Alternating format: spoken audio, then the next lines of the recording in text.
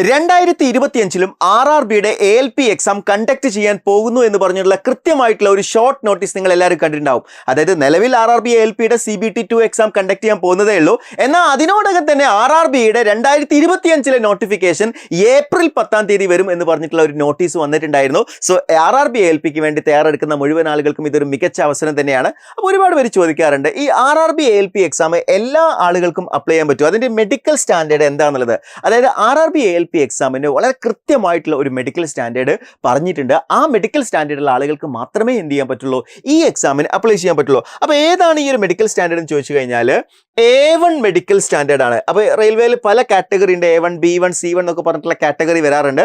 എന്നാൽ ALP എക്സാമിന് അതേപോലെ സ്റ്റേഷൻ മാസ്റ്ററിനൊക്കെ പോസ്റ്റൊക്കെ വരാറുണ്ട്. അപ്പോൾ അതിനൊക്കെ A1 ആണ് വരാറുള്ളത്.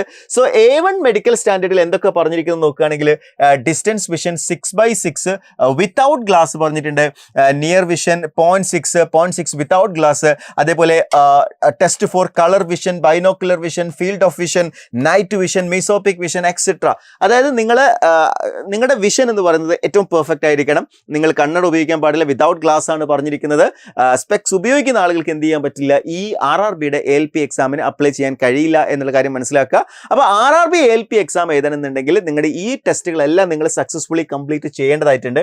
അപ്പോൾ ഇനി ആർക്കെങ്കിലും ഇതിൽ ഏതെങ്കിലും തരത്തിലുള്ള ഡിഫിക്കൽട്ടീസ് ഉണ്ടെന്ന് ഡൗട്ട് വരികയാണെങ്കിൽ നിങ്ങൾ എന്ത് ചെയ്യുക, ഈ ഒരു ഡീറ്റെയിൽസ് എടുത്തിട്ട് നിങ്ങൾ ഇതൊന്ന് സ്ക്രീൻഷോട്ട് എടുത്ത് വെക്കുക. ഈ സ്ക്രീൻഷോട്ട് എടുത്തിട്ട് ഈ ഒരു മെഡിക്കൽ സ്റ്റാൻഡേർഡ് നിങ്ങൾക്ക് ഉണ്ടോ എന്നുള്ളത് നിങ്ങളൊരു ഐ ഹോസ്പിറ്റലിൽ പോയിട്ട് നിങ്ങൾ ടെസ്റ്റ് ചെയ്യാവുന്നതാണ്. അപ്പോൾ നിങ്ങൾക്ക് മനസ്സിലാവും. അപ്പോൾ നിങ്ങൾക്ക് കൺഫ്യൂഷനോ ടെൻഷനോ ആവശ്യമില്ല.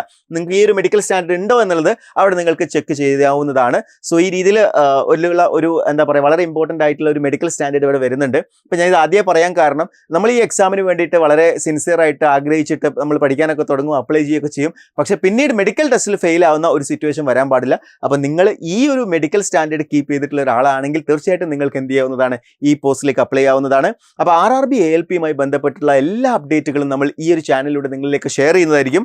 അപ്പോൾ RRB ALPയുടെ നമ്മൾ സ്റ്റാർട്ട് ചെയ്യാൻ പോകുന്ന പുതിയ ബാച്ചിലേക്ക് ജോയിൻ ചെയ്യാൻ താല്പര്യമുള്ള ഉദ്യോഗാർത്ഥികൾ താഴെ കൊടുത്തിരിക്കുന്ന ഗൂഗിൾ ഫോം ഫില്ല് ചെയ്യുക. അതേപോലെ സ്ക്രോൾ ചെയ്തുകൊണ്ടിരിക്കുന്ന നമ്പറിൽ കോൺടാക്ട് ചെയ്ത് കഴിഞ്ഞാലും കൂടുതൽ ഇൻഫർമേഷൻസ് ലഭിക്കുന്നതായിരിക്കും.